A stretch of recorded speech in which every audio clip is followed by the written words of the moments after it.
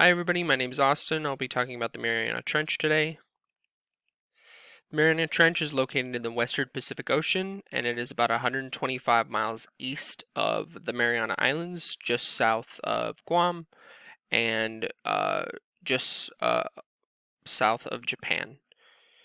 It is a crescent-shaped trench that is about 1,500 miles long, but only 40 miles in width. The maximum depth that's been measured is about 11,000 meters or 3,600 feet, which is also almost 7 miles.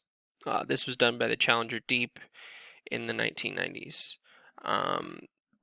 It is the deepest point is on the southern end of the trench, right around here.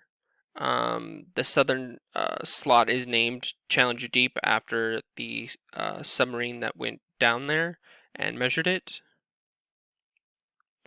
The Mariana Trench is created by subduction when the Pacific Plate and the Mariana Plate meet and push against each other and create that deep trench with lots of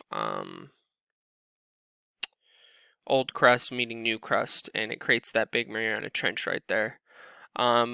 A lot of the area surrounding it is very active with volcanoes and earthquakes due to a lot of the water trapped underneath the crust that is pushed upward back into the ocean. This creates a very unstable environment. This is also near the Ring of Fire, where there is the biggest concentration of volcanoes on the planet. This is my APA Works Cited page.